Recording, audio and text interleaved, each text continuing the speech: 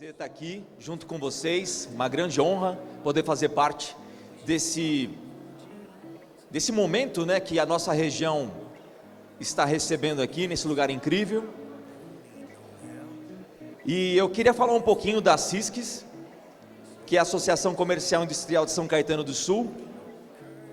Traz aí uma longa história de serviços prestados aos associados e à comunidade em geral. E desde 1938, hoje nos seus 85 anos, veja só, de existência, a associação mais antiga aqui da nossa região, com muito orgulho, contribui com o desenvolvimento do comércio, indústria e prestadores de serviços da nossa região através de seus colaboradores e uma determinada diretoria que, com muito trabalho, seus trabalhos voluntários, isso é muito importante dizer, dentro da instituição, doa aí o seu conhecimento, a sua experiência em tudo que eles vêm fazendo. Bom, e a gente sabe que ninguém faz nada sozinho. Eu quero agradecer aqui imensamente algumas pessoas, alguns profissionais, algumas empresas, vocês aí, além do network que vocês estão batendo um papo, isso é muito gostoso, conhecendo algumas pessoas, eu pude aqui rever alguns amigos, algumas amigas, isso é sempre gostoso aqui na nossa região. Mas lógico que a gente deve agradecer algumas empresas muito importantes que apoiaram esse evento. Para isso acontecer, tem ajuda de algumas pessoas, e eu gostaria aqui de mencionar os nomes, para que vocês possam saber quem são. A construtora Patriani é um dos nossos patrocinadores, uma salva de palmas, gente. A Metrópolis Brokers, já tem até ali, olha só, torcida organizada veio junto. Juliana Flores, uma salva de palmas. A cooperativa Sicredi, muito bem, mas pode bater palma, fica à vontade. E a Rebal Cozinhas, também presente aqui junto, uma salva de palmas. E lógico que nós temos, além dos patrocinadores, temos apoiadores para esse grande evento, que a gente também deve agradecer imensamente. E eu acabei de conversar com ele ali ao fundo, uma simpatia, o Alegro Buffet, em especial o senhor Douglas. Obrigado, senhor Douglas, uma salva de palmas, Alegro Buffet. Toda a família também aqui presente, o filho, sou vizinho do seu filho, você sabe, né? De vez em quando eu vou lá na casa dele, peço um pouco de açúcar, é muito bom. A Uga Comunicação e Marketing, especial a Monique. Muito obrigado pela presença, obrigado pelo apoio de vocês. É sempre importante receber o apoio de tantas pessoas. E temos aqui os meus amigos de imprensa, que sempre é importante, valorizando a imprensa local. A vocês aqui, os meus colegas de trabalho, muito obrigado pela presença. Eu gostaria aqui de mencionar a Juliana Bontorinha, uma grande amiga jornalista. Uma salva de palmas, pessoal, para a nossa imprensa local, sempre importante valorizar a nossa imprensa. E eu comecei aqui no ABC, na Rádio ABC, depois TV+, então valorizo muito aqui essa região, a gente tem que valorizar muito. E aqui, TV+, Carlos Carreiras, obrigado, a imprensa, grande amigo, grande parceiro, deu oportunidade para começar na TV. ABC em Off, Leandro Amaral, grande jornalista, cadê o Leandro Amaral? Está por aí? Se estiver aí, meu amigo, um grande abraço para você, sou seu fã. Revista Expressão, Wagner Bifaretti, também da nossa imprensa. Revista Unique, Celso Garcia, também está aqui presente. Revista Merck News, grande Claudinei, um grande abraço. Folha do ABC, Nicole Floré também está aí. Muito obrigado pela presença, a toda a imprensa local, a você que veio justamente comparecer e mostrar esse grande evento nessa noite tão especial. E algumas autoridades também aqui presentes, para poder agradecer a presença de cada um. Gostaria de agradecer ao senhor Pedro Cia Júnior, presidente da Associação Comercial de Santo André. Nosso muito obrigado, uma salva de palmas, por favor, obrigado. Obrigado pelas palmas, eu gosto de pessoas que participam comigo, obrigado. Não me deixem sozinho nessa. Walter Moura Júnior, presidente da Associação Comercial de São Bernardo do Campo. Dr. João Paulo Chagas Borges, presidente da OAB de São Caetano do Sul. Uma salva de palmas, gente, muito obrigado. Michael Klein, CEO do Grupo CB, uma salva de palmas também. Muito obrigado pela presença, uma grande honra tê-lo aqui nessa noite. Fábio Costa de Souza, gestor dos programas de inovação e startups do Sebrae ABC Paulista, uma salva de palmas também. Muito obrigado pela presença. As juízas Érica Risse e Paola Giuliani Pires Santana, também juíza, muito obrigado pela presença dessas grandes autoridades aqui nessa noite. O nosso muito obrigado. Bom, essa noite aqui é muito especial. É um mês de muitas comemorações. A gente sabe que dia 5 foi o dia do empreendedor. Hoje é o dia da inovação, dia 19 de outubro. É um mês muito especial e tem tudo a ver com esse evento, não é? De empreendedor, de inovação. E sem dúvida uma grande honra receber hoje pela primeira vez aqui na nossa região uma das pessoas mais influentes da América Latina, um verdadeiro Shark. Para quem acompanha o Shark Tank Brasil, esse reality que eu gosto bastante, eu não sei se vocês conhecem, mas é sem dúvida muito importante esse programa, dando oportunidades para outros empreendedores. Ele é brasileiro, direto aí desse grande reality que passa no Sony Channel, e veio compartilhar um pouco da sua história. E que história, senhoras e senhores, uma história de muita superação. Além disso, essa noite, esse grande evento terá uma dinâmica diferente. É sempre importante a gente dizer, além de vocês acompanharem essa grande história desse convidado que virá daqui a pouco aqui, vocês vão ter oportunidade de fazer algumas perguntas. Eu falo algumas perguntas porque serão algumas mesmo. Nem todo mundo, infelizmente, vai ter a oportunidade de fazer as perguntas aqui para o nosso convidado. Então foram algumas pessoas selecionadas, algumas perguntas selecionadas para o nosso convidado. Então espero que essa pergunta possa também ser a sua, quem sabe. E vamos ver o que vai acontecer aí. A princípio serão 6 perguntas para o nosso convidado, porque já viu, né? Senão vai a noite inteira. E nesse momento eu gostaria aqui de chamar o anfitrião dessa festa, chamar ao palco o presidente da CISCs, senhor Sérgio Tanuri. Por favor, aqui ao palco, uma salva de palmas.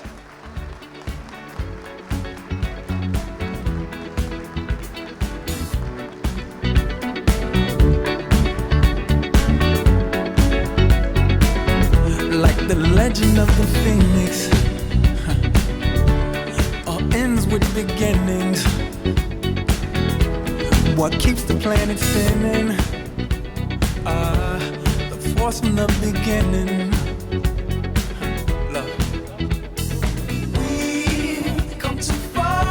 Senhoras e senhores, presidente Sérgio Tanuri, uma salva de palmas aqui agora.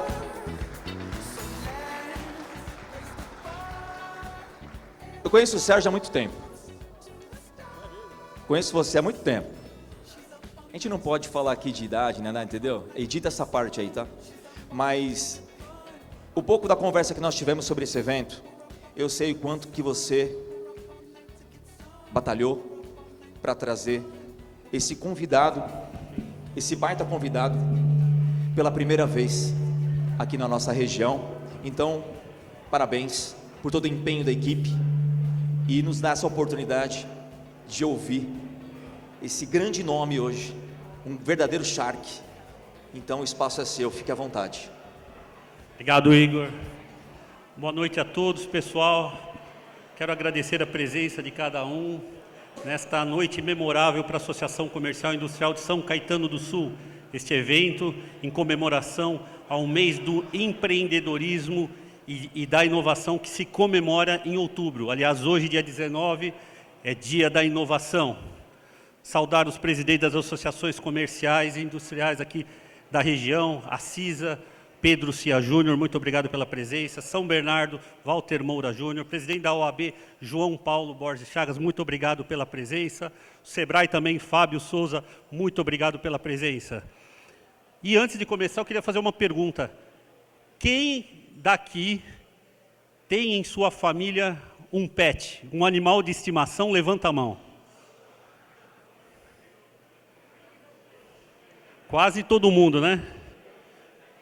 Isso é importante, quase todo mundo. No ano de 2022, o ano passado, o mercado pet movimentou mais de 60 bilhões de reais. Isso mesmo, movimentou mais de 60 bilhões de reais de faturamento.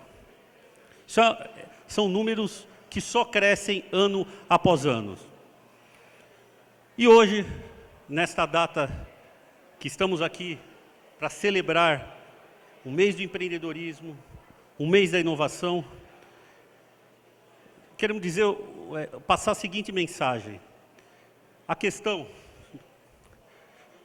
do empreendedorismo é marcante, pessoal, e cada um de vocês tem a oportunidade de começar o seu negócio desde que acredite. E eu sempre acreditei, eu sempre tive absoluta certeza que para subir de nível, elevar o patamar, alavancar o seu negócio, cada empreendedor tem que ter referência, uma referência de sucesso, porque referência é inspiração. E o empreendedor, ele precisa de inspiração.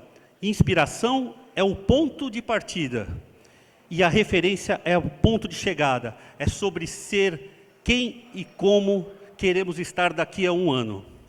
Na noite de hoje, o nosso convidado, o nosso homenageado, é um dos maiores empresários do Brasil, CEO da Pets, considerado pela Bloomberg uma das 500 pessoas mais influentes da América Latina e também um tubarão do programa Shark Tank. Queria chamar ao palco o nosso convidado, Sérgio Zimmermann. Aqui eu peço uma salva de palmas.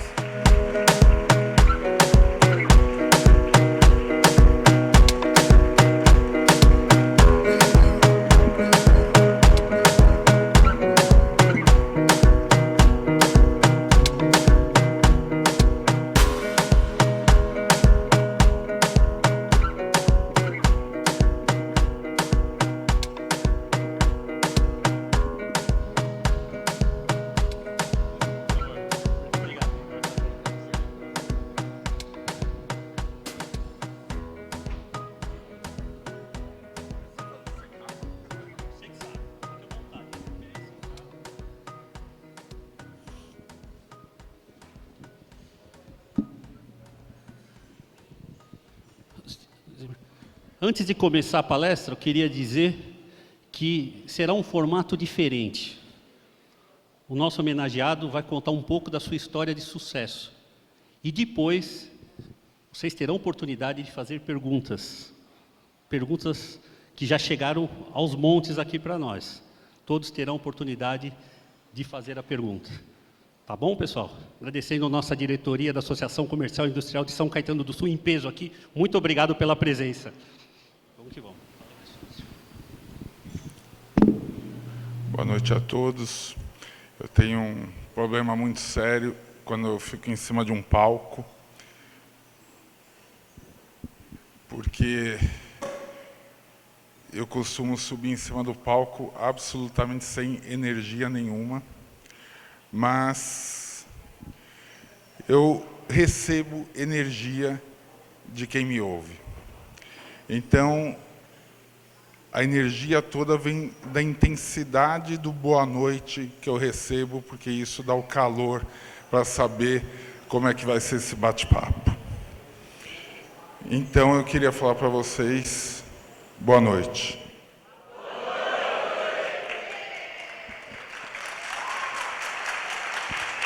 Aí, pessoal!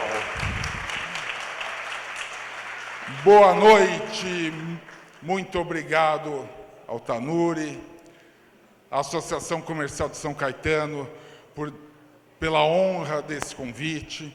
Me perdoem, eu não fico tão à vontade de falar sentado, prefiro ficar em pé aqui, se eu puder fazê-lo.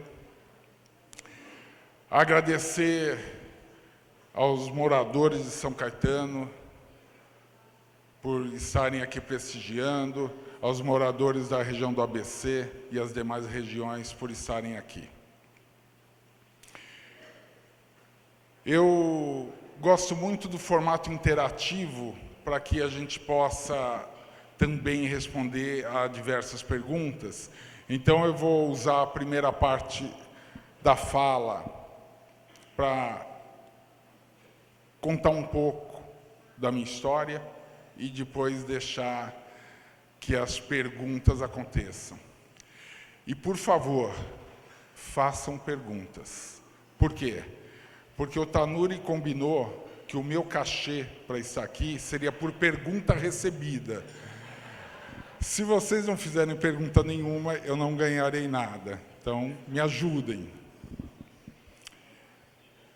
Eu tenho 57 anos, nasci no bairro do Brás, na cidade de São Paulo, e nasci numa casa que tinha quarto, que tinha cozinha e que tinha loja.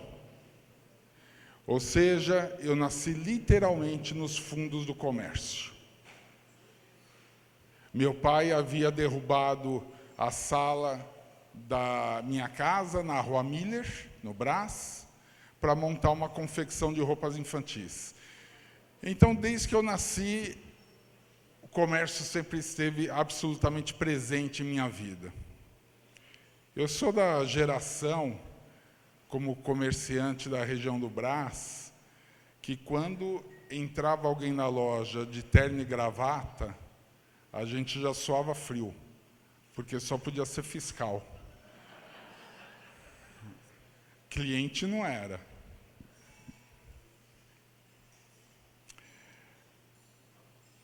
Aos 10 anos de idade,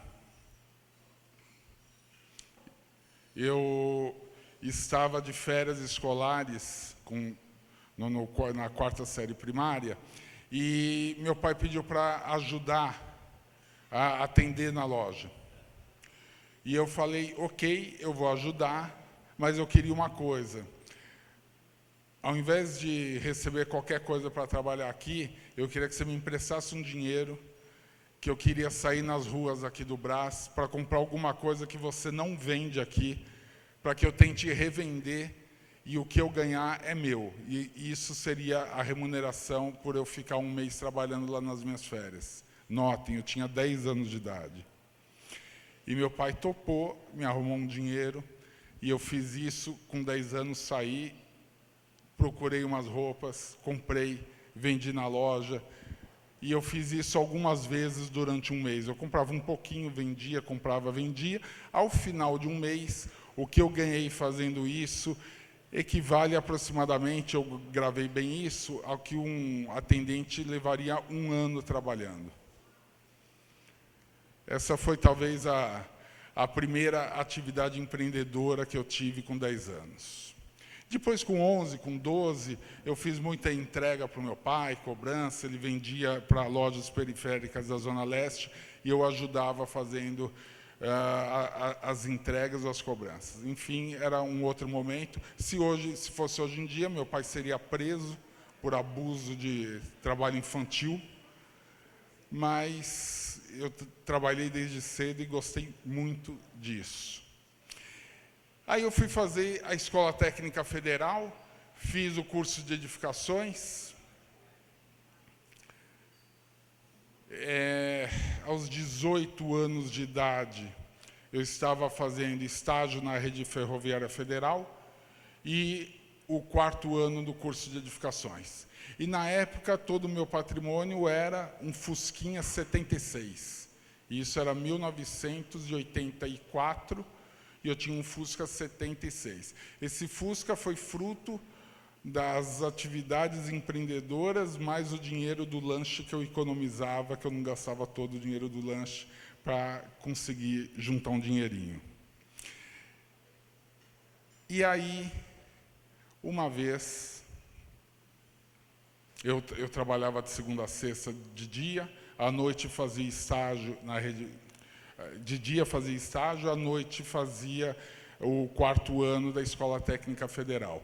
E no final de semana, a minha namorada, à época, fazia animação de festas infantis. Um dia, eu fui levá-la até a sede da empresa E o dono da empresa falou, você não pode levar a sua namorada até o local da festa e cuidar do aparelho de som e cobrar essa festa? Eu falei, posso. Não estava fazendo nada. E fiz isso. Era um sábado à noite, eu fui numa festa. Se eu não me engano, era até na região aqui do ABC. E depois de 2 horas de animação de festa, para falar em dinheiro atual, a minha namorada ganhou algo como R$100 para fazer a festa, só que quando eu fui cobrar, eu cobrei R$1.000. E ela fez a festa sozinha. A proporção era exatamente essa, era 10 vezes o cachê dela, estou atribuindo um cachê hoje de R$100 para fazer a festa, R$1.000 foi o que o cliente pagou, R$100 foi o que minha namorada recebeu, e eu falei, caramba, esse pessoal que tem empresa de animação de festas ganha bem, né? Mas fiquei com aquilo na cabeça. Poucas semanas depois, aconteceu um incidente. Esse Fusquinha 76 na porta do colégio foi roubado. E eu tinha feito seguro com a Porto Seguro. E eu recebi um cheque de indenização desse Fusca. E naquela época, eu já sabia que eu não teria efetivação na rede ferroviária, porque não estavam se contratando nas estatais. E eu fiz uma proposta para minha namorada. Eu desistiria de comprar um outro carro, pegaria o dinheiro do cheque daquele Fusca, ela faria uma fantasia de palhaça para ela, uma fantasia de palhaço para mim, e o resto do dinheiro a gente colocaria em anúncio de jornal para anunciar a nossa empresa de animação de festas infantis. E assim, ela topou, e assim nascia a Estrelinha Shows. E assim nascia o Palhaço Salsicha. Ela me ensinou, eu fui lá e comecei a fazer animação de festas como o Palhaço Salsicha. Animei festas no ABC, na cidade de São Paulo, em Guarulhos, em Alphaville, em várias regiões. E rapidamente comecei a perceber que eu podia contratar gente para fazer animação de festas e pagar R$100 e cobrar R$1.000 do cliente. E a Estrelinha Shows começou a crescer. E algum tempo depois eu percebi que eu podia ter barraquinha de cachorro-quente, pipoca, algodão doce, salgadinho, refrigerante. E a gente entrou para a área de buffet a domicílio infantil. E a gente fez no período mais de 4.000 festas. A gente chegava a fazer num único sábado mais de 20 festas, com uma simultaneidade de mais de 10 festas. Logo depois veio uma adega, depois da adega veio um mercadinho. No mercadinho aconteceu uma outra coisa, o vendedor da Brahma, que me atendia à época, terminava o roteiro dele muito cedo, e depois do almoço ele passava a tarde conversando comigo, me ajudando lá no mercadinho, e eu olhei para ele um dia, ele tinha uma Kombi bem velhinha, mas ele tinha um roteiro de todos os clientes da Brahma, e eu falei com ele, o nome dele é Levi. Eu falei, Levi, já que você a tarde inteira está livre, e você tem essa Kombi, e eu tenho um mercadinho aqui, eu compro arroz, feijão, 51, velho barreiro, cavalinho, todas as coisas que os botecos utilizam, vamos fazer uma sociedade informal? Eu cuido da parte comercial, eu cuido dos fornecedores e você cuida das vendas. Você vai usar o seu roteiro de bares para oferecer na parte da tarde, depois de terminar o serviço da Brahma, para vender essas outras coisas. E ele topou, isso aí foi em 1991. Ele topou e assim nascia o Atacado Super do Brasil. O Atacado nasceu com uma lista datilografada numa máquina ultra moderna que nós tínhamos. Era uma máquina chamada Praxis 20. Era a revolução da máquina de escrever. porque na Praxis 20 era uma máquina eletrônica que, se você errava, você tinha fita corretiva para apagar. A lista tinha uns 20 itens, mas começou a dar certo. Começou a vender. E quando começou a vender, eu falei, Levi, deixa eu te falar uma coisa. A Brahma, a distribuidora da Brahma, tem várias outras rotas. Por que você não fala com seus amigos? Oferece para eles para fazer a mesma coisa. E a gente vai pagar comissão, eles ganham um dinheiro extra para eles. E ele começou a fazer isso. E começou a dar certo. E a gente começou a crescer. E de um armazém de 150 metros, a gente foi para um de 300, para um de 500, para um de 2.000, para um de 8.000. Depois já tinha unidade no interior. Depois tinha unidade na Marginal Tietê, um autosserviço de perfumaria. E 10 anos depois, exatamente desse tipo de início que eu contei para vocês, a empresa já tinha 300 vendedores externos, 300 funcionários, e era um dos 3 maiores atacados da cidade de São Paulo, vendendo através de vendedores para bares e supermercados. E em final de 2001, início de 2002, eu tive o maior privilégio que um empresário pode ter na sua vida. O que aconteceu? Eu quebrei. E por que eu estou falando que isso é um privilégio? É um privilégio se eu escolher entender que isso é um privilégio. É um privilégio se eu quiser que seja um privilégio. E foi exatamente o que eu escolhi fazer. A quebra, para mim, eu resolvi encarar como uma oportunidade de aprendizado. Eu podia chorar pelo que aconteceu. Alguns, quando veem a empresa quebrando, se matam junto com a empresa. Outros vão para uma cama e ficam deprimidos. Outros vão lamentar a vida inteira, e talvez hoje eu poderia estar até hoje falando para a minha família que há 20 anos atrás, há 25 anos atrás, eu era um atacadista, mas que aconteceu um monte de coisa, que o banco, que uma quadrilha, que a concorrência, que os impostos, tudo isso aí me arruinaram e eu não consegui mais fazer nada. Mas não. Eu escolhi outro caminho. Eu não escolhi o caminho que era mais confortável. O caminho mais confortável, quando acontece uma falência, um insucesso, aí você ir para a janela. E você vai para a janela para fazer o quê? Para apontar o dedo, para escolher culpados pelo que aconteceu.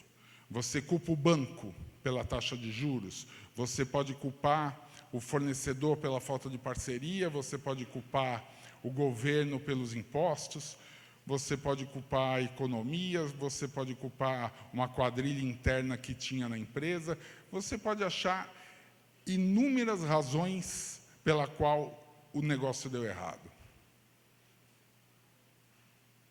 Sabe qual é o problema disso? É que provavelmente você vai estar certo se fizer isso. Dificilmente alguém inventa essas histórias. Então, se você escolher que numa falência você vai procurar culpados, você está certo. Mas qual é o problema? O que você aprende quando você aponta o dedo para alguém? Nada. Só é mais confortável. Você só fica mais aquecido porque você fala, bom, não fui eu, foi o outro. Mas eu fiz o mais difícil. Eu preferi ir para o espelho. E eu fui para o espelho para refletir. O que eu poderia ter feito de diferente? Onde foram meus erros na minha trajetória? O que me levou a ir àquele estado de falência? E eu comecei a ficar muito incomodado, porque o valor da honestidade eu havia aprendido de maneira muito clara com meu pai. E eu estava me sentindo incomodado, porque eu não achava justo me sentir culpado pelo que aconteceu. E aí eu aprendi uma diferença maravilhosa na minha vida, que encaixou muito bem para mim. Eu aprendi a diferenciar culpa de responsabilidade. Culpado, não. Responsável, sim. São duas palavras muito diferentes. Como é que eu posso me sentir culpado se tudo que eu tentei fazer era no sentido de tentar acertar? Se tudo que eu estava tentando fazer era salvar a empresa? Eu não posso me sentir culpado por isso. Mas jamais eu deveria deixar de me sentir responsável pelo que eu estava fazendo. E isso me deu uma sensação de paz. E liberou o caminho para que eu pudesse refletir e para que eu pudesse ver que eu estava com 4 filhos, na verdade 3 filhos e a minha esposa grávida do 4º filho. E eu precisava recomeçar a vida e rápido, porque o combustível estava no fim. Se eu fizesse alguma tentativa que não desse certo, eu não sei exatamente o que aconteceria. E eu tinha, de tudo que eu tinha na distribuidora, eu tinha um ponto na Marginal Tietê, que tinha acabado de ser reformado. Concorria com o Iquezá, que era um distribuidor de autosserviço de perfumaria. E como aquele ponto estava novinho, embora fosse alugado, eu precisava recomeçar a vida. Só que aquele ponto, inevitavelmente, seria arrastado pela falência.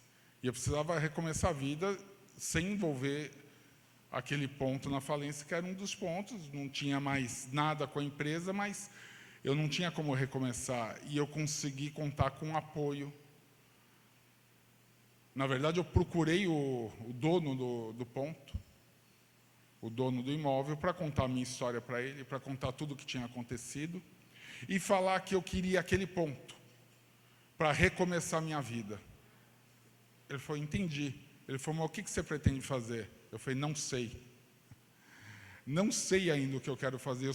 Primeiro eu preciso saber se eu tenho esse ponto ou se eu não tenho esse ponto. E outra coisa, eu preciso fazer um contrato no nome do meu sogro e eu não tenho fiador e eu não tenho garantia nenhuma para dar nesse contrato. Ele falou, tá bom. Ele falou, deixa eu pensar, amanhã eu te respondo. Eu falei, ok. No dia seguinte, a gente teve um encontro e ele falou, olha, eu ouvi a sua história e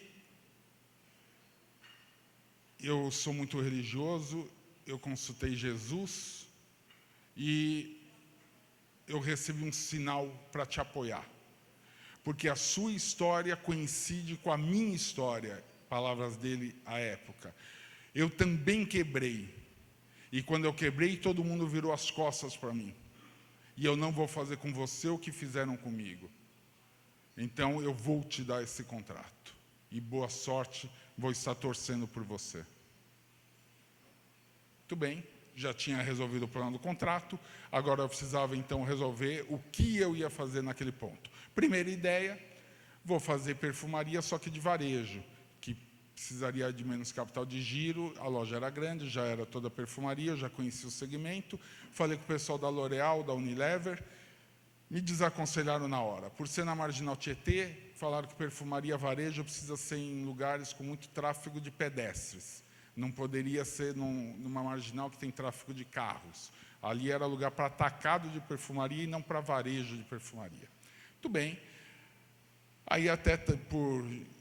Tá já com 4 filhos, né? Um filho recém-nascido. Eu falei, pô, montar uma loja de brinquedos. Quero montar uma mega loja de brinquedos aqui. Se eu não preciso gastar tanto dinheiro no Natal, no Dia das Crianças. E conversei com o pessoal da Estrela, na época, me desaconselharam. Falaram que o negócio de brinquedo era muito sazonal, não ia funcionar bem. E aí eu tinha um cunhado. Esse cunhado fazia shampoo para cachorro no quintal da casa dele. E ele falou, por que você não faz um pet shop? Eu falei, quê? Pet shop? tem sentido nenhum. Eu não vou montar um pet shop. Lá tem 3 mil metros quadrados. E eu era morador da Zona Leste, no Tatuapé. Eu falei, toda a minha referência de pet shop era loja de 100 metros, 150 metros quadrados, loja pequena. Não tinha nada a ver com um espaço de 3 mil metros quadrados. Eu falei, não tem sentido nenhum, não vou nem considerar a hipótese de fazer um pet shop. Mas ele insistiu, e eu sou curioso, chamei o gerente da Pedigree à época, perguntei envergonhado para ele, o que você acha de fazer um pet shop nesse espaço? E ele me respondeu, depende. Você está pensando em fazer alguma coisa no estilo da Cobase? Eu falei, o quê? O que é Cobase? Eu nunca tinha ouvido falar. Ele me deu o endereço, e eu fui lá. Quando eu fui lá, a Cobase tinha loja no CEAGESP, na Giovanni Gronchi e no Walmart de Osasco. 3 mega lojas na zona sul e oeste de São Paulo. A hora que eu vi o tamanho dessas 3 lojas da Cobase, imediatamente eu tomei a decisão, vou entrar nesse segmento. Por uma razão muito simples. O morador da Zona Leste e Zona Norte de São Paulo teria que atravessar de 40 minutos a 1 hora para chegar até uma loja Cobase. Se eu tivesse competência para fazer uma loja minimamente parecida, eu evitaria esse tempo de deslocamento. Esse seria o principal atributo que eu daria de comodidade para quem mora na Zona Leste e Norte. Então, estava muito claro a razão pela qual eu deveria abrir um pet shop e os 3 mil metros quadrados eram absolutamente compatíveis. Só que, a hora que eu entrei na loja Cobase e comecei a prestar atenção, eu falei, ferrou. Eu não sei nem por onde começar. Não sei quem é fornecedor, quem vende esses produtos, aquele mundo de guia, coleira. Eu falei, meu Deus do céu. Aí eu tive uma ideia. Eu falei assim, eu não preciso ser dono do negócio, eu posso ser franqueado.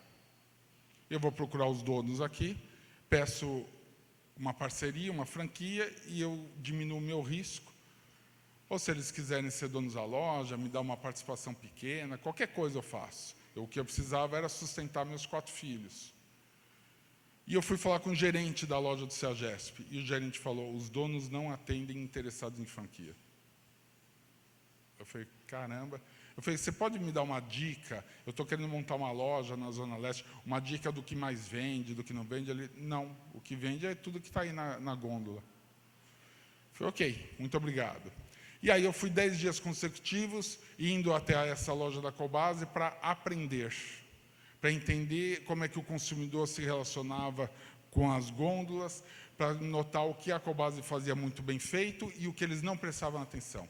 E assim nascia, então, o conceito da Pet Center Marginal. O nome denuncia que a intenção era ter uma única loja. E por que a história desse nome? Por que esse nome? Porque quando você não tem dinheiro para marketing, você tenta resolver tudo através do nome. Pet Center já dizia o que fazia. Marginal dava o endereço. Tentei colocar o telefone, mas aí já era demais. Mas ficou Pet Center Marginal, então. E assim, no dia 17 de agosto de 2002, nós inaugurávamos na Marginal Tietê a loja que era para ser a única loja e a loja de sustentação da família. Primeiro domingo, infláveis no estacionamento da loja, 30 funcionários dentro da loja. E eu esperava que os infláveis fossem usados pelos filhos dos clientes, só que quem estava lá eram meus filhos, eram meus sobrinhos, e não tinha um único carro de cliente no primeiro domingo. Eu sentei na muretinha da loja e falei, meu Deus do céu, o que eu fiz? Estou gastando o resto de dinheiro que eu tenho para uma coisa que não sei se vai dar certo. Mas fui dormir naquele dia desolado. Aquele dia, eu lembro até hoje, faturou R$ 1.900 a loja. Imagina, isso em 2002. R$ 1.900 de faturamento bruto com 30 funcionários dentro. Eu fui dormir e nada como uma noite de sono para você acordar mais animado. Primeira segunda-feira, a loja abria às 9 horas da manhã, fechava às 9 horas da noite. Eu cheguei umas 15 para as 9. E quando eu chego à loja, já tem um carro no estacionamento. E eu falo, tá vendo, nada como um dia após o outro, nem abrir a loja já tem cliente esperando para abrir. Quando eu chego um pouco mais perto, esse carro era do Conselho Regional de Medicina Veterinária. E eu estava tomando a primeira multa de R$500, porque eu não tinha registrado a empresa no conselho. Então, o começo foi duro. Alguns dias depois, assistindo Faustão, eu vi uma jaula com uma tigresa dentro dessa jaula e um monte de artistas da Globo entrando ao vivo dentro da jaula e passando a mão no tigre. Eu falei, meu Deus do céu, isso não deve ser perigoso, porque se fosse a Globo não estaria fazendo ao vivo, deixando o artista entrar dentro da jaula. Liguei lá para a Globo, consigo o contato do Gilberto Miranda, que era o adestrador dessa tigresa. Perguntei se ele fazia apresentações fora da Globo, ele falou que sim. Fechei um pacote com ele por 12 domingos para ele levar a tigresa até a Pet Center Marginal. E fui para o jornal de bairro à época e para o Liquida Mix, que era um concorrente do Shop Tour, para fazer a seguinte gravação. Nesse domingo, vem até a Pet Center Marginal, não era para comprar ração, não era para nada de pet shop, vem até a Pet Center Marginal para tirar uma foto do lado do tigre. Você nunca viu nada igual. Venha passar a mão num tigre de verdade. O que aconteceu foi absolutamente inexplicável. A loja lotou, não vendeu nada, tá? Mas lotou para tirar foto com tigre. Mas lotou e o ponto começou a ficar conhecido. E a cada domingo lotava, as pessoas não conseguiam nem comprar nada de tão lotado que ficava a loja. As pessoas começaram a vir, inclusive do interior de São Paulo, para tirar essa foto com tigre. Se espalhou muito rápido essa história de poder conhecer um tigre de verdade. E durante a semana, muitas pessoas começaram a voltar para comprar alguma coisa. E aí, o primeiro mês a loja vendeu 80 mil, o segundo mês vendeu 200 mil, o terceiro vendeu 370. Foi indo, depois de 9 meses, a loja vendia R$1 milhão, e na época R$1 milhão era o break-even do negócio. Eu falei, ufa, cheguei, não quebro mais, estou aqui, consegui R$1 milhão, agora vamos ver se ela continua crescendo. Graças a Deus ela continuou crescendo, e quando ela continuou crescendo eu comecei a ganhar dinheiro, aí o vírus do empreendedorismo pica a gente, e a gente fala, calma aí, eu sei que era uma loja só, mas por que eu não tento montar uma segunda loja, já que a primeira deu certo? Aí, naturalmente, tem pau em família, porque a família começa a falar, pô, você é teimoso, já deu, você quebrou lá, quis crescer rápido demais, não está bom uma loja, não está dando para sustentar a família com uma loja, para que precisa de mais uma loja? Mas eu queria. E montei a segunda loja. E depois montei a terceira, a quarta, e alguns anos depois eu tinha 27 lojas. 200 milhões mais ou menos de faturamento, isso em 2013, 11 anos depois, então. E eu já era procurado por muitos fundos de private equity, que são fundos que investem em empresas que têm uma história aí de crescimento. Escolhi, entre os fundos que me abordaram, um fundo americano chamado Warburg Pincus, que foi um fundo maravilhoso na minha vida, foi uma parceria exitosa, vendi o controle da empresa para o fundo, não tinha problema se era o controlador ou não, eu queria criar valor com a metade que ficava remanescente. E aí, de 2013, quando o fundo entrou, até 2020, que foi a data do IPO, a gente saiu de uma empresa lá que faturava R$200 milhões para um IPO que era uma empresa de 1 bilhão e 700 de faturamento. O IPO foi um dos IPOs mais bem-sucedidos da ocasião. A empresa foi avaliada em 5,1 bi. No ano seguinte, a gente faturava 2,5 bi. E a empresa já valia 11 bi. E agora, esse ano, a gente vai faturar quase 4 bi, a gente continua crescendo, e a empresa vale, na Bolsa, 1,7 bi. Isso é a Bolsa de Valores. Então, existe uma realidade da empresa, a empresa cresce, cresce, cresce, a Bolsa sobe muito, desce muito, a Bolsa, às vezes, guarda pouca relação com a realidade da empresa. Mas hoje nós temos 235 lojas, distribuídas em 23 estados, temos mais de 12 lojas só aqui na região do ABC, 2 especificamente em São Caetano.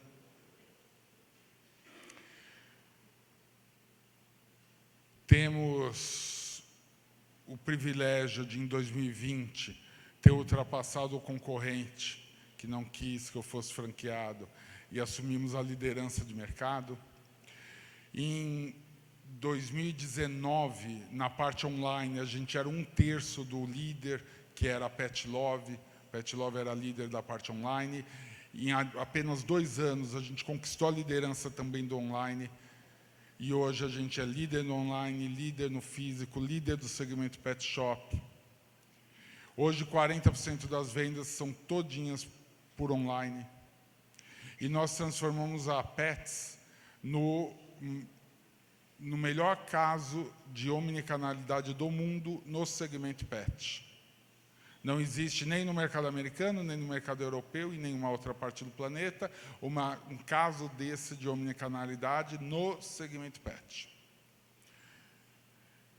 E no meio dessa história toda tem muitas coisas que aconteceram. A Única abrir 24 horas no planeta e outras coisitas mais que a gente foi fazendo, mas que é a marca da inovação. Como eu combinei com vocês, eu fiz esse apanhado geral. Também, antes de passar a palavra às perguntas, espero que já tenham muitas e muitas perguntas, porque eu já disse que quanto mais perguntas, mais o Tanuri vai ter que pagar aqui. Então, vamos gastar o dinheiro do Tanuri. Mas antes aqui, também fazer um registro importante de algumas coisas mais recentes que aconteceram. Alguns anos atrás, eu entrei no IDV, que é Instituto de Desenvolvimento do Varejo. Há uns 4, 5 anos atrás, fui para o conselho do IDV. O IDV é uma entidade que luta pelo varejo brasileiro, junto às autoridades estaduais, federais. A gente está sempre com os ministros, seja de qual governo for, lutando por um Brasil melhor.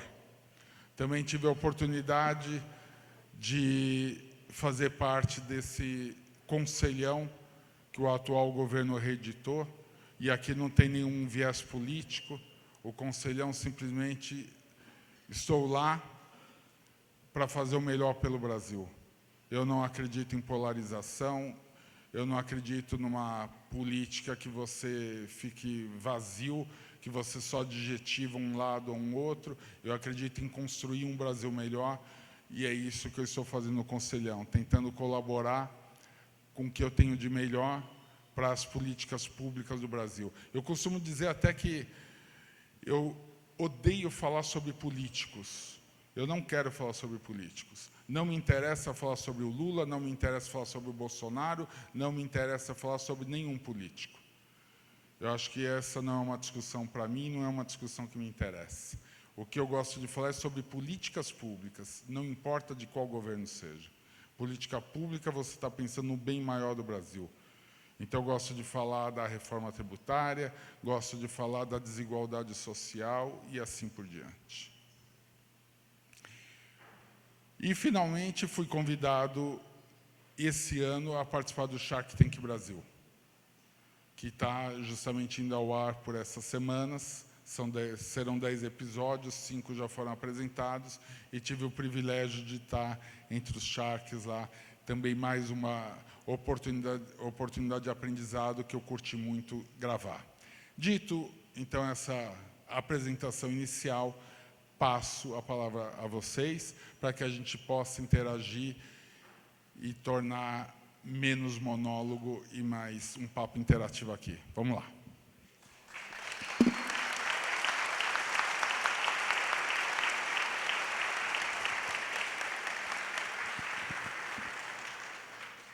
História linda, né, pessoal? Vamos lá. Nós vamos ter aqui, chegaram várias perguntas para mim. Nós temos aqui uma lista e vamos seguir a ordem, depois vamos tentar ir todos respondendo. Primeira pergunta da jornalista e celebrante Juliana Bontorim. Juliana? Pode, está chegando o microfone aí, pessoal. Temos 2 microfones na plateia. Vamos aí seguir uma ordem aqui, que chegaram várias perguntas. Juliana Primeiro, Bontorim. obrigada, Sérgio, obrigada, pessoal, pela honra de começar, né, Sérgio? Que história maravilhosa, a gente sai daqui já inspirado. Ninguém para quebrar, né, gente, que ele falou aqui, mas para a gente aprender todos os dias também com a vida. Mas eu fico muito honrada de ter sua presença aqui no Grande ABC, e a gente é tutor de gato também. E aí eu queria que você falasse sobre Grande ABC para você, enquanto pets, esse mercado lindo que nós temos aqui, vários presidentes de associações comerciais presentes, Tanuri trazendo você como referência. Então, Grande ABC para você e, por favor, o mercado de felinos, que eu sei que cada dia está em evidência, o que tem de novidade para vir também. Muito bem, Juliana, muito obrigado pela pergunta. O mercado do Grande ABC é um mercado que o carinho que a gente foi recebido aqui, desde da nossa primeira loja. A primeira loja que a gente teve no ABC aconteceu exatamente em São Bernardo do Campo, uma loja junto ao Center Castilho. Isso teve entre as primeiras... Foi a quinta loja do grupo, a loja de São Bernardo. E depois a gente foi abrindo as demais lojas, e em todas as cidades aqui do ABC, recebidos com muito acolhimento, e a capacidade econômica do ABC nos surpreendeu muito.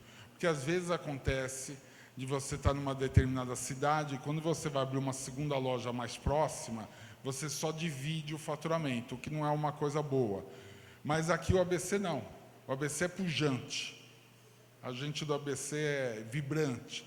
Você coloca uma segunda loja, coloca uma terceira loja, vem o concorrente e você cresce, cresce e vai muito bem. Então, é uma das regiões prósperas que nós temos dentro do mapa aí do Brasil. A gente está muito feliz com a acolhida que a gente tem tido no ABC, com a performance econômica das lojas, e mais uma razão para agradecer o carinho de cada um de vocês.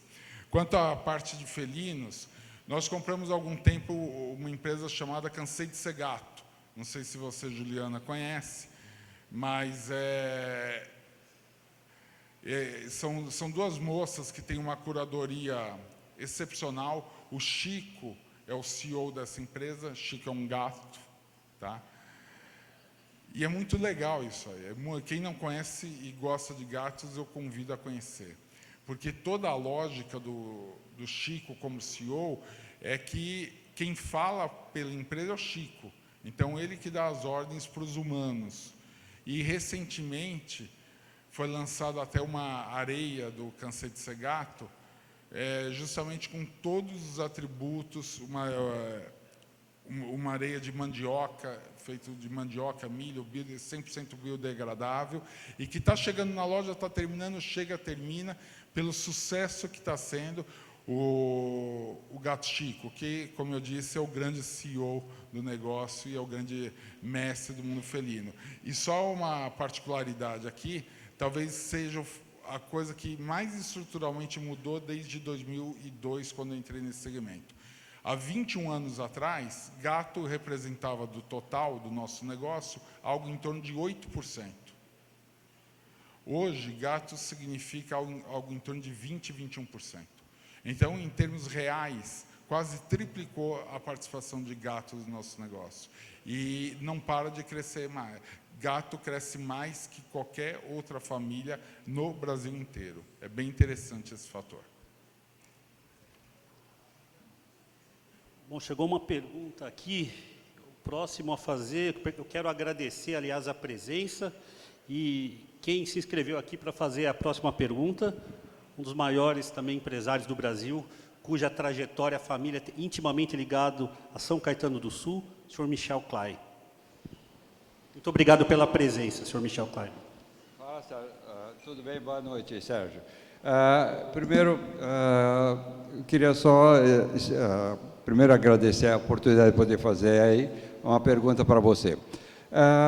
Temos percebido que o varejo passa por grandes transformações e que a eficiência e qualidade e a velocidade de entrega dos produtos tem sido um diferencial cada vez mais importante para o consumidor. Por conta disso, passamos a investir em novos ativos de logística, tipo Last Mile,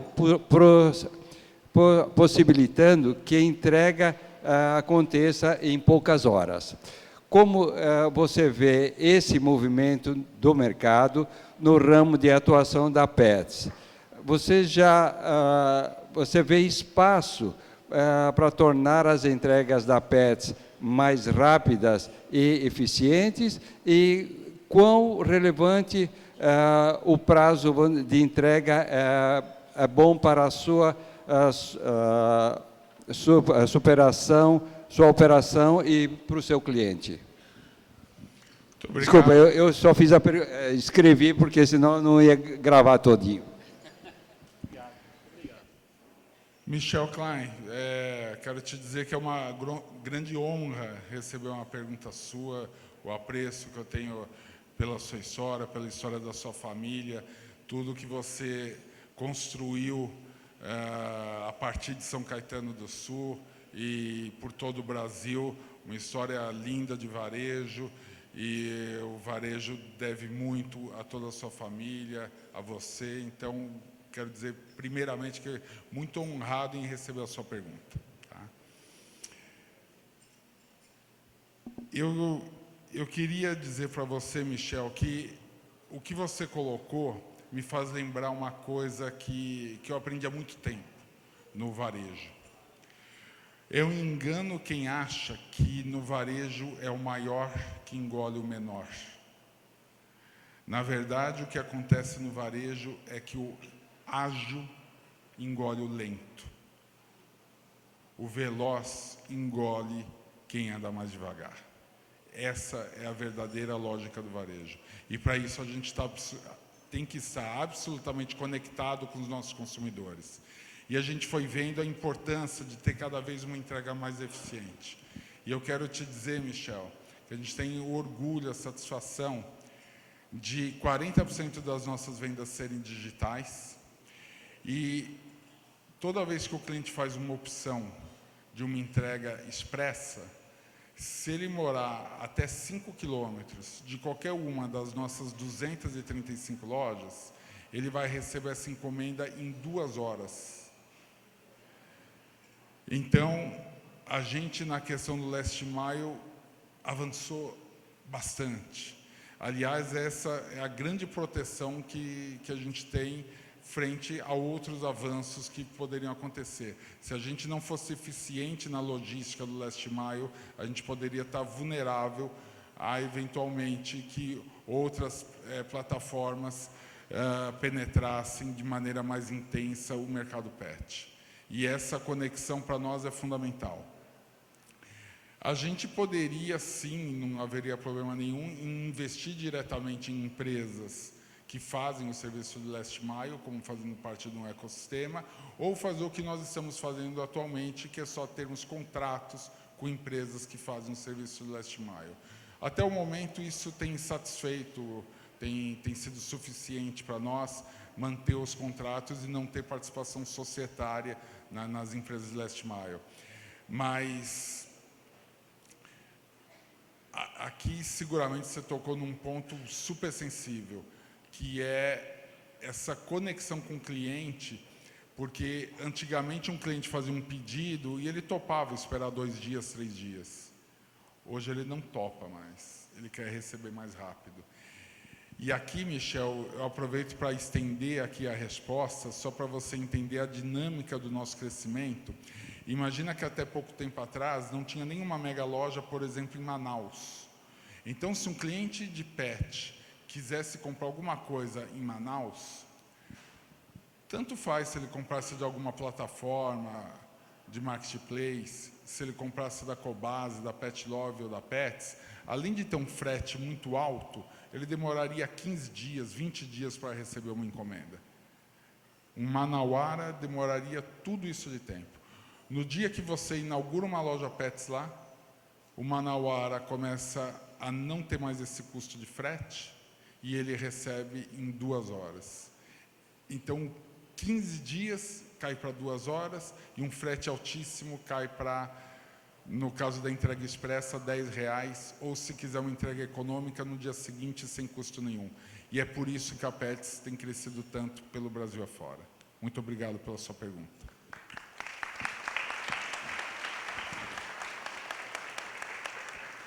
É isso daí. Mais uma pergunta agora que chegou. Clóvis Souza, da Juliana Flores. Cadê o Clóvis? Boa noite, Sérgio. Prazer aí. Boa noite. Compartilhar um pouquinho da sua história, muito bacana. A minha pergunta é bem simples. Eu queria entender por que você optou em ter as lojas próprias e não franqueada. Essa é a primeira pergunta. Segunda pergunta, qual é o seu diferencial mediante os seus concorrentes? Terceira pergunta, o que significa assinatura dentro do seu negócio hoje? Só?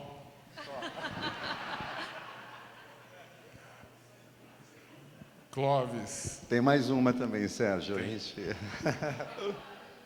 Eu também sou um marketplace, a Juliana Flores. Hoje, 50% das nossas vendas não sai pela Juliana Flores, e sim pelas empresas parceiras.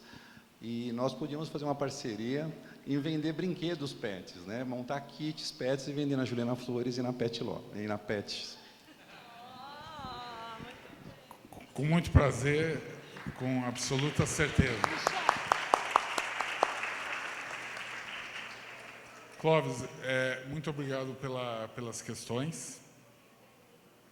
Só que você fez a quarta pergunta, eu comecei a pensar na parceria e esqueci das 3 perguntas.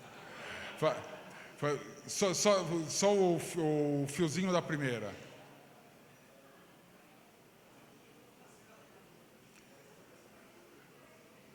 Assinatura, franquia... Assinatura, franquia diferencial. Beleza, vamos lá. Deixa eu começar pela mais fácil aqui. A assinatura hoje representa cerca de 30% de todo o nosso faturamento vem de assinantes. Isso não significa que vem de assinatura, porque existe uma diferença técnica entre assinantes e assinatura. Assinatura é todo produto recorrente e assinantes é quem tem uma assinatura, mas também cumpre spot. Então, mais ou menos 30% do volume vem de assinantes. Por que loja própria e não uma franquia? Os grandes casos de franquias bem-sucedidas no Brasil, a gente pode citar aqui Boticário, Copenhagen, Cacau Show. Os grandes casos, você pode ver, Clóvis, que tem uma integração vertical. A pessoa detém a indústria, detém a marca e está lá o franqueado vendendo, se valendo inclusive do regime especial de tributação do Simples para poder fazer o escoamento. E funciona muito bem, porque tem margem para a indústria, para o franqueador, e tem margem para o franqueado. Quando a gente pensa em fazer um modelo de franquia, pensa que, diferentemente do caso que eu citei, você tem 3 partes para querer ganhar dinheiro nisso. Você tem a gente como franqueador, você teria alguém como franqueado e você teria a indústria precisando ser remunerada. E aí o cobertor é curto. E aí a conta fica mais difícil. E principalmente lojas de superfície maior, o investimento é muito alto. Então, não faria muito sentido a gente franquear esse formato de loja. O que nós estamos estudando, avaliando, e provavelmente em breve vamos ter novidades, é franquia de lojas menores. E a gente já tem, inclusive, franquia acontecendo da Zidog, exclusivamente com a marca Zidog, porque aí é diferente, aí começa a viabilizar a equação de custos. Zidog, a gente produz na China, tem toda a margem para que a gente possa ganhar dinheiro e possa fazer o franqueado ganhar dinheiro, e cada vez marca própria tem crescido mais dentro da companhia, possibilitando que a gente possa fazer, então, pequenas lojas, viabilizando para o franqueado. Principalmente naquelas lojas abaixo de um determinado nível de faturamento, que no nosso sistema tributário não é viável, a gente está no lucro real, mas às vezes a empresa no sistema do Simples fica totalmente viabilizada. Então existe um espaço para isso, que provavelmente ocorrerá nos próximos anos. Finalmente, a pergunta do diferencial. O diferencial que a gente procura ter é essa conexão com o consumidor, de entender a relação que o tutor tem com o seu pet e tentar remeter soluções para toda essa relação. Isso está muito conectado com o que o consumidor gosta, com o que o consumidor aprecia, está mexendo, sendo ágil. A gente, quando precisou ir para o online, a gente foi para o online. Quando precisou entregar mais rápido, a gente entregou mais rápido. Investimos agora na rede Seres, uma rede hospitalar. Agora existe uma demanda para plano de saúde, estamos trabalhando em cima disso. Então, é estar constantemente antenado com o consumidor para não perder essa conexão. Então, cada vez mais a gente tem consumidores que se tornam pet lovers, apaixonados pelos seus animais de estimação, e a Pets existe para endereçar soluções para essa relação. Muito obrigado pela pergunta.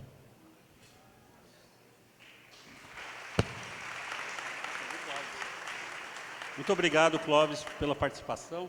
Agora temos uma pergunta da nossa diretora da CISCS, arquiteta Elda Martinez. Muito obrigado, Elda, pela participação. Boa noite, senhores. Boa noite, Sérgio. Em nome dos diretores, eu quero lhe dizer que a gente fica muito feliz de ter você aqui e que você partilhe um pouco da sua experiência, do empresariado e também do empreender. Eu quero ainda dizer que eu acredito no empreendedorismo no sentido de que, enquanto empreende, ele tem o retorno disso, mas mais que isso, ele consegue, através do empreendedorismo, abençoar muitas outras pessoas. E isso é algo que eu acredito ontem, hoje e sempre. Então, quero lhe fazer uma pergunta e me permita ler. Sérgio, eu li de seus diálogos, quando entrevistado por Milena Machado, Lado Pessoal, e você dizia: eu estou rico, eu estou presidente da empresa, mas eu não sou o presidente da empresa. Tampouco sou rico. Eu sou um ser humano. Então, é importante saber o que é a essência da gente.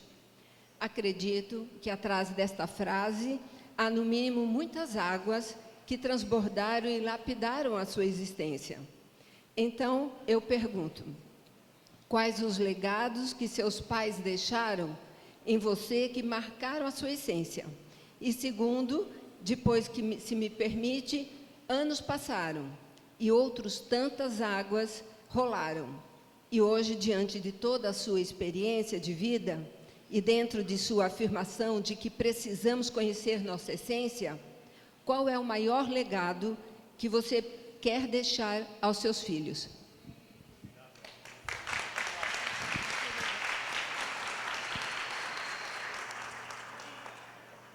Presidente, essa pergunta merece mais cachê, né? Porque muito obrigado pela pergunta, excelente questão. Inclusive, eu aproveito essa pergunta que você me fez para conectar com um pouco da história que eu contei. Eu vou fazer um paralelo aqui com a história da janela e do espelho que eu falei. Quando você tem um insucesso, o insucesso não precisa ser só uma quebra de empresa, o insucesso pode ser a perda do emprego, pode ser qualquer coisa que você fique muito frustrado. E quando eu falo, você tem que manter uma distância de uma coisa que dá errada, e ao invés de você procurar culpados, você vai no espelho e procura aprendizado. Agora eu quero contar para vocês a outra face da mesma moeda. que é o sucesso. Como em tudo na vida, os opostos são muito próximos, os opostos se tocam. E o fracasso e o sucesso são duas faces da mesma moeda. E elas podem te levar ao engano da mesma forma. Quando você está... tudo dá errado, vai para a janela. Difícil ir para o espelho. Só que, e quando está dando tudo certo? O que muita gente faz equivocadamente? Vai para o espelho. E vai para o espelho e fala: eu sou o cara, eu consegui tudo isso, eu estou muito bem, etc, etc. Qual é o problema? Você vai tomar um tombo feio quando o ciclo da vida for mudando. Então eu aprendi, pelo mesmo princípio da falência, que no sucesso não é hora de ir para o espelho, no sucesso é hora de ir para a janela. Para a janela para apontar agradecimentos, para apontar o dedo de agradecimento aos consumidores que permitem o sucesso da companhia, aos fornecedores que permitem, aos prestadores de serviço, às associações comerciais, aos bancos, a tudo que circunda a empresa, a palavra de agradecimento por permitir que o projeto esteja dando certo. E manter uma distância do sucesso. Porque se você não sabe manter uma distância do sucesso, não é fair, não é justo que quando der tudo errado você queira manter uma distância. Então eu procuro ser coerente na minha vida. Eu quero distância de quando um projeto dá errado, porque eu só quero o aprendizado disso, e eu quero distância do sucesso, porque eu quero agradecer quando está tudo bem. Dos meus pais, eu com certeza herdei um valor muito claro da honestidade, de saber o quanto é importante o valor da palavra. Eu sou do tipo que é mais fácil eu cumprir minha palavra do que uma assinatura de um contrato. Porque se eu assinei um contrato e sem querer eu não li alguma coisa, eu me sinto mais à vontade para discutir e me sentir indignado. Por mais que eu saiba que eu sou responsável por ter feito aquilo. Mas se eu dei a minha palavra tem uma força que para mim deveria ser e sempre será o maior patrimônio que eu deveria ter. Então, isso eu tive dos meus pais. E para os meus filhos, o que eu gostaria de deixar é justamente como eles conheceram uma outra realidade financeira, para que eles tenham sempre a consciência que não importa o quanto você conquistou, o quanto você tenha materialmente, que você vive em sociedade, que você deve continuar amando o seu país, amando os seus pares, e você deve devolver para a sociedade tudo o que você recebe. E você pode devolver estando em cima de um palco para contar história, você pode devolver com a satisfação que eu tenho de há 1 ano e tanto atrás ter fundado o Instituto José Zimmermann, que é o nome do meu pai em homenagem ao meu falecido pai, que ensina xadrez e matemática para as crianças de Taboão da Serra, porque eu aprendi com meu pai a jogar xadrez e matemática de cabeça, e isso fez um diferencial enorme na minha vida. Então eu quero retribuir isso fazendo um piloto com crianças da escola estadual, e é devolver isso para os empreendedores. Eu amo empreendedorismo, eu amo falar sobre a gestão, sobre o empreendedor. Aliás, uma coisa curiosa que eu aprendi na MBA, a diferença entre ser empreendedor e ser administrador. Alguém sabe a diferença, definir bem? Eu aprendi na MBA a definir assim: empreendedor é o que gosta de fazer o filho, administrador é quem cria o filho. E faz muito sentido. E a vida significa o quê? Que empreendedor é melhor que administrador? Não. Significa que administrador é melhor que empreendedor? Também não. Mas o que significa é que um precisa do outro. Não adianta só ter estímulos empreendedores e você sair abrindo coisas. Abrir coisas você abre, mas você tem que ter gestão do negócio. E a gestão você precisa de administração. Então, empreendedores e administradores andam de braços dados. E eu procuro, boa parte hoje da minha vida, além da dedicação à companhia, é a tentativa de construir um Brasil melhor, um país mais justo. Eu fico absolutamente triste de saber que aqui é possível a gente ter muito sucesso, ganhar muito dinheiro, ficar muito bem de vida, mas ter que andar de carro blindado, viver em condomínios com muros altos e viver quase que em prisões, em bairros que são ilhas de prosperidade, rodeado por muita coisa equivocada. E nesse sentido não existe nenhuma reinvenção da roda, bastaria a gente prestar atenção o que alguns outros grandes países fizeram para melhorar o seu sistema de como se distribui renda, para a gente ter um Brasil muito melhor. Então, enquanto eu puder, lutarei para que a gente possa avançar na direção de ter uma sociedade muito mais pujante, vibrante, que dê cada vez mais oportunidades para as pessoas se desenvolverem. Muito obrigado pela sua pergunta.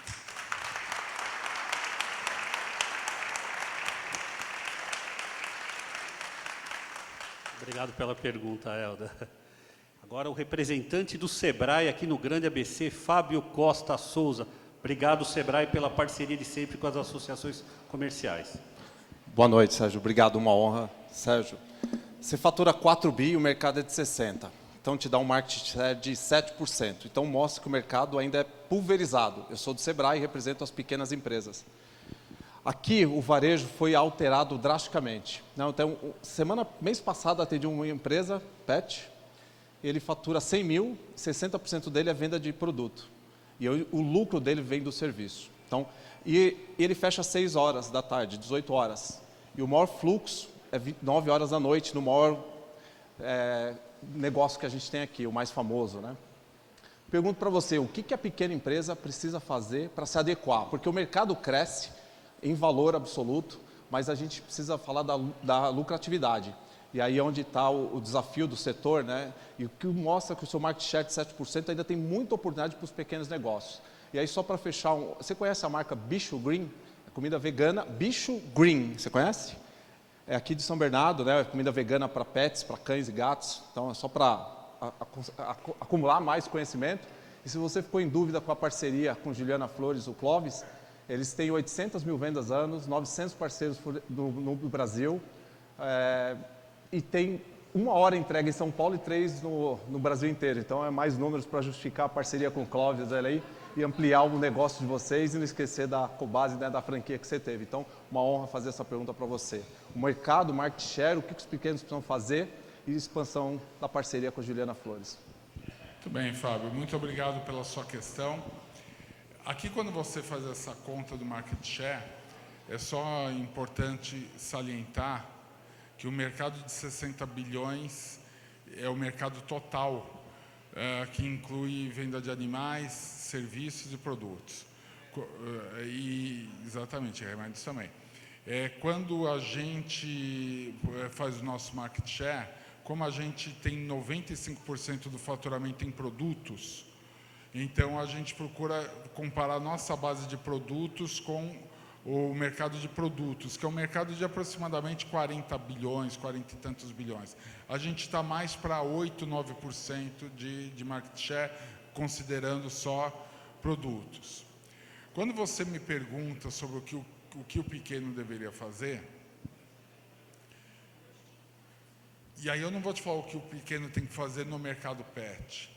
O pequeno tem que fazer isso em qualquer mercado onde ele está inserido. Primeira coisa que o pequeno precisa pensar é que uma pequena empresa jamais tem que significar um pequeno empresário.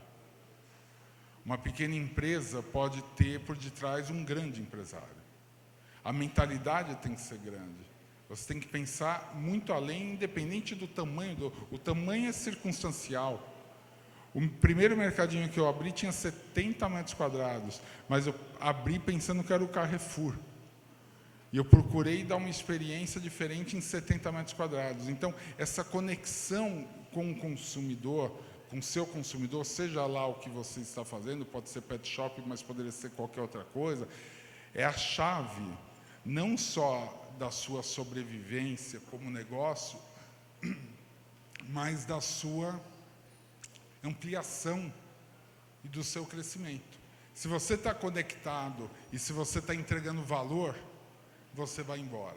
Se você simplesmente entra num negócio sem ter a mínima ideia do que você está fazendo ali, e às vezes você fala, pô, já sei o que eu vou fazer, eu vou vender mais barato, essa é a fórmula certeira de você gastar seu dinheiro e não chegar a lugar nenhum. Provavelmente ainda ficar com cheque especial, com dívida no banco e sair perdendo tudo que você pôs. O Brasil é notável pela quantidade de empreendedores que estão dispostos a arriscar e montar seu negócio.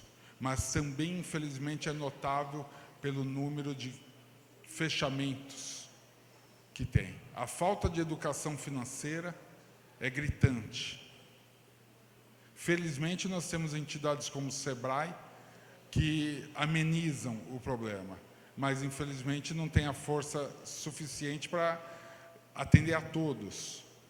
E a coisa mais comum que a gente tem são pequenos negócios que abrem e que misturam o bolso da pessoa física com o bolso do negócio, que começa a pagar a prazo e vender à vista e acha que está tendo resultado, e que aí troca de carro, e que aí compra casa na praia, e um dia acha que o negócio quebrou porque alguém roubou ele. E depois de 2 anos, às vezes, ele está todinho endividado. Então, existe muito espaço para pequenos negócios funcionarem, desde que você tenha claramente um propósito de diferenciação. Já existia um comercial de uma marca famosa que dizia, se você não pode ser o maior, que você seja o melhor. E tem muitas possibilidades de você dar um show na área pet ou em qualquer outra área, porque justamente quando você tem um pequeno negócio, você tem uma arma que a grande rede não tem, que é a proximidade que você pode ter com o seu consumidor. Muito obrigado pela pergunta. Obrigado, Fábio. Obrigado pela parceria do Sebrae. Bom, pessoal, continuando aqui agora, o nosso vice-presidente empresário do ramo de eventos, Alessandro Leone, que irá formular a próxima pergunta. Bom, boa noite, Sérgio. Parabéns. Histórias como a sua nos inspiram, né? É muito importante validar esse testemunho para que todos realmente possam conhecer, porque o teu sonho é o sonho de muitos aqui também. Me identifiquei muito com as suas palavras, com o seu início. Eu não fui um palhaço animador, mas eu fui um gorila, então eu acabei me identificando muito com essa história toda. Qual a dica que você daria hoje? Eu não vou perguntar sobre pet, mas qual a dica que você daria como visionário, como alguém empreendedor, para alguém que vai começar um negócio? Tendo em vista que nós temos aqui diversos empreendedores, não só com seus estabelecimentos consolidados, mas também sonhadores. Obrigado. Muito obrigado pela questão, Alessandro. Eu acho que essa pergunta ela dá a oportunidade de complementar o que eu estava colocando aqui, que é, se você vai abrir seu negócio, procure um pouco de educação financeira. Procure o Sebrae, procure alguma entidade que te ajude a pensar um pouco sobre o que você está fazendo. Não saia agindo só no instinto. O instinto é bacana, mas às vezes ele é insuficiente. E muitas vezes o empresário pensa em tudo que precisa para abrir um negócio e esquece que precisa de dinheiro para capital de giro. Esquece que o negócio pode ter oscilações e que ele pode começar a não dando dinheiro no início. E se não tiver esses cuidados, você pode até pegar uma ideia boa que teria futuro e que você abrevia a vida desse negócio. montar uma empresa, ela é muito parecida com plantar uma árvore. Você primeiro tem que colocar semente, regar, ter paciência, esperar crescer, esperar ficar forte, começar a dar frutos, e a hora que começa a dar frutos, você pode arrancar esses frutos que a árvore continua ali. Mas quando você não tem educação financeira necessária, você vai montar um negócio e ainda não estava nem na época de começar a dar frutos, e você já tenta arrancar o fruto, e na verdade o que você faz é matar a árvore. Então, a primeira dica é essa: procure entender um pouco, no mínimo ler. E existe um livro chamado Os Segredos de Luiza, que na época da MBA eu vi, que é maravilhoso. É um livro para não administradores que ensina a montar um plano de negócios. É uma linguagem fácil, mas é importante a pessoa tentar entender isso. E a segunda parte é, uma vez que você tem uma noção financeira, tenha um propósito. Que diferença que seu negócio vai fazer na sociedade? O que você está agregando de valor para a comunidade que você vive? Voltando ao caso da Pet Center Marginal, o que eu pensei imediatamente? O tempo de deslocamento para chegar até uma loja Cobasi. Economizar 45 minutos a 1 hora de quem morava na zona leste ou norte de São Paulo, para mim, era um atributo bastante importante para imaginar que esse negócio poderia dar certo. Então, quando você vai montar alguma coisa, pense que diferença que aquilo está fazendo na comunidade em volta. Se não estiver fazendo diferença nenhuma, talvez seja mais importante você guardar seu dinheiro e aguardar uma outra oportunidade. Muito obrigado. Obrigado, Leone, pela pergunta. Pessoal, sei que todos querem fazer perguntas, vão ter oportunidade, vou passar para a assessoria dele, o coquetel vai continuar, nós vamos ter um momento de network, mas agora eu vou chamar para a nossa derradeira pergunta aqui, Walter Moura Júnior, presidente da Associação Comercial e Industrial de São Bernardo do Campo. Sérgio, parabéns. A sua ousadia de empreender. Você é um exemplo de empreendedor no nosso país. Vou fazer a pergunta, bem simples, bem rápido. Quantos colaboradores, não sei se você sabe, tem a Pets hoje? E qual é o perfil do colaborador para ser Pets? O que precisa para ser Pets? Quem é aquele que trabalha, que atende o público, que está à frente? Quem é a imagem da sua empresa? O que ele precisa ser? É isso, parabéns. E o Brasil precisa de empreendedores como você, que trazem para as famílias emprego, e isso nos dá muito orgulho de sermos brasileiros, empresários e empreendedores. Parabéns. Muito obrigado pelas gentis palavras. Te respondendo, nós temos hoje um pouco mais de 7 mil funcionários. E até 2013, a gente contratava as pessoas com alguma experiência em reposição, mas a gente tinha dificuldade em treinar para que as pessoas prestassem atenção que quem entrava numa loja pet estava entrando com um cachorro, dificilmente com um gato, mas frequentemente com um cachorro, e que as pessoas adoravam que você tratasse bem o cachorro, porque o cachorro é o filho. E a gente tinha uma certa dificuldade em ter esse treinamento. Quando o fundo americano entrou, eu fui fazer com eles uma viagem para aprender o mercado pelo mundo afora. A gente foi para os Estados Unidos e depois foi para a Inglaterra. E chegando na Inglaterra, a gente viu uma rede chamada Pets at Home, que é a líder do mercado de pet na Inglaterra até hoje. E a gente visitando algumas lojas, a gente ficou impressionado como, quando o cliente entrava com um cachorro, os atendentes abraçavam o cachorro, sentavam no chão. Eu falei, nossa, que sonho! É isso que a gente precisa. E a gente estava com o CEO dessa empresa. E, naturalmente, a gente fez a pergunta: qual o método que você tem para treinar esse pessoal, para eles aprenderem a fazer desse jeito? A resposta deles surpreendeu a gente, e a partir daí a gente mudou a nossa história E na acabou a relação com as pergunta, eu vou pessoas. agradecer todo mundo. Ele respondeu, é Você- simples. Deixa o Igor O encerrar, critério que e a aí gente depois usa ele para te chama para você contratar agradecer. Vou ficar sem a gente só contrata pessoas apaixonadas Tem 6 por animais ainda? de estimação. O resto a gente 3, ensina. tá bom. A gente não está preocupado Nossa, se a 3 pessoa só? sabe repor uma gôndola, se Fala pra sabe ele dar uma segurada. fazer o layout, se sabe precificar, se sabe mexer eu no não gosto, computador. né, de peixe, Mas se porque não for apaixonado por pet, não trabalha aqui. E a gente voltou com esse conceito e a partir daí alteramos nosso processo seletivo e tudo ficou muito mais fácil. Então, esse atendente que hoje está na ponta de cada uma das 235 lojas pets, é um atendente que passou por esse critério, por essa análise na hora da contratação, de ser um apaixonado por animais de estimação, porque fica muito mais fácil. Se eu sou um apaixonado, eu não preciso ser treinado para tratar bem quem é tão importante para o meu cliente. Muito obrigado pela pergunta.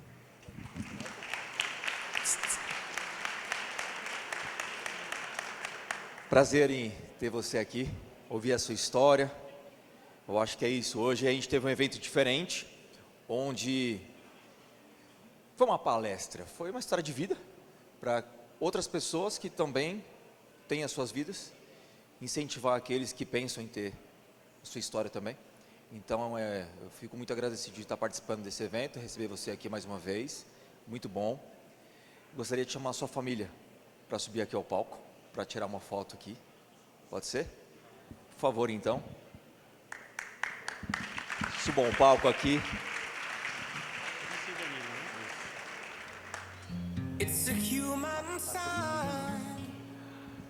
Por favor, a Patrícia e o Danilo, por gentileza.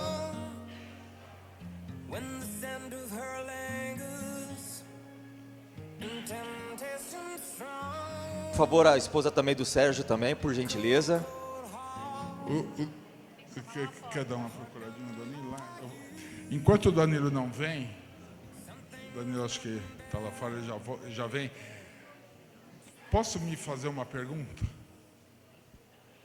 Não, posso? Por favor. Não, eu queria me fazer uma pergunta porque eu estou saindo frustrado que eu não recebi essa pergunta, então preciso me fazer essa pergunta para poder responder para vocês. Que geralmente todo mundo fica curioso. Fala assim, pô, por que era Pet Center Marginal e virou Pets? Por que vocês trocaram o nome? Porque afinal de contas a gente já tinha 27 lojas como Pet Center Marginal.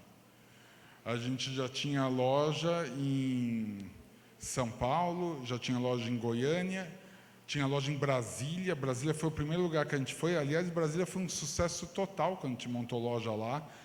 Pet Center Marginal, sucesso total em Brasília. Acho que a classe política se sentiu homenageada, não sei.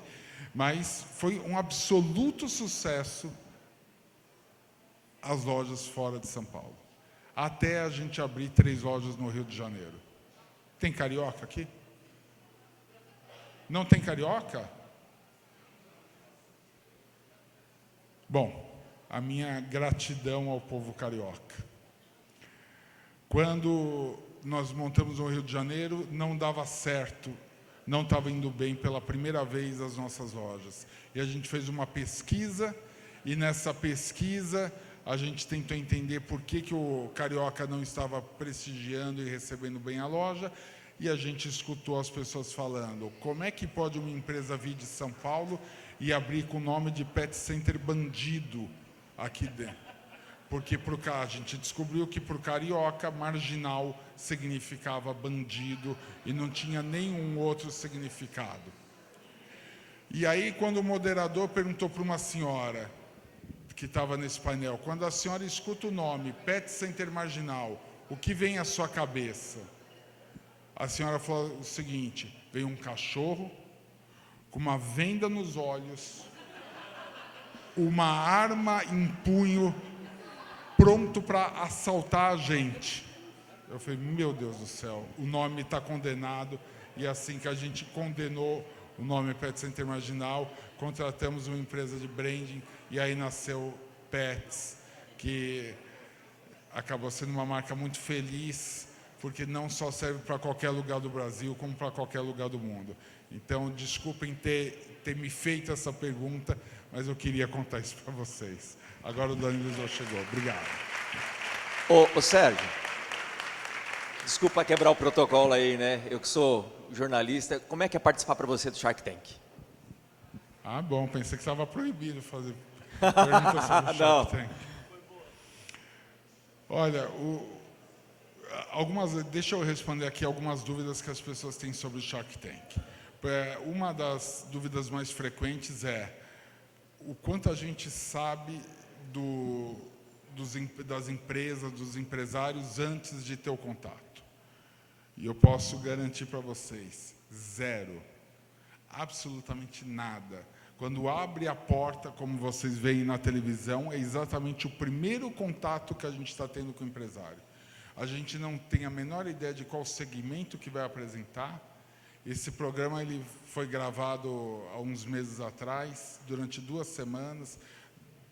Praticamente começava 2 horas da tarde e terminava meia-noite todos os dias para gravar toda a temporada. Você grava 8 a 9 pitches por dia. E cada pitch dura 45 minutos a 1 hora. Depois, na edição, vira 15 a 20 minutos. E a gente tem que decidir na hora. E outra dúvida que tem é de quem é o dinheiro. Se o dinheiro é da Sony, se é de verdade aquilo. E é de verdade, o dinheiro não é da Sony, o dinheiro é de cada Shark que está lá. E para mim participar foi uma delícia. Aprendi muito com os Sharks veteranos lá. A Carol Pfeiffer, sou uma grande parceira, sócia. O João Apolinário, que é conhecido como o rei dos Sharks, ele está desde a primeira temporada. O João Carlos Semenzato, o rei das franquias. E junto com a minha estreia também, o Joel J e a Monique. Então, foi muito gostoso, muito agradável, bastidores muito bons, e espero que vocês tenham a oportunidade de assistir e apreciem os episódios e também critiquem para que a gente possa melhorar. Muito obrigado. Agora acabou, vai, de verdade. Por favor, gostaria de chamar sua esposa Patrícia, do Danilo, por gentileza, aqui para tirar foto aqui. Fiquem à vontade.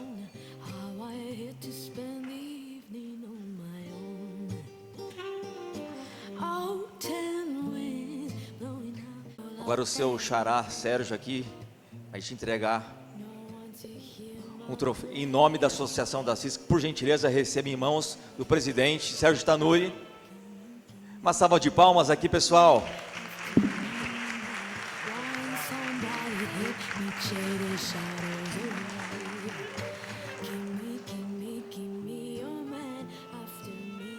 Gostaria de chamar a diretoria da CISC, por gentileza, aqui também.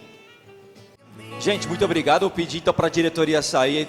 Muito obrigado e até breve. Até o próximo. Viva a CISC, viva o mês do empreendedorismo, viva o dia da inovação. Muito obrigado, Sérgio Zimmermann. Até a próxima. Muito obrigado. É isso aí, palmas para vocês. Obrigado. Ótima noite.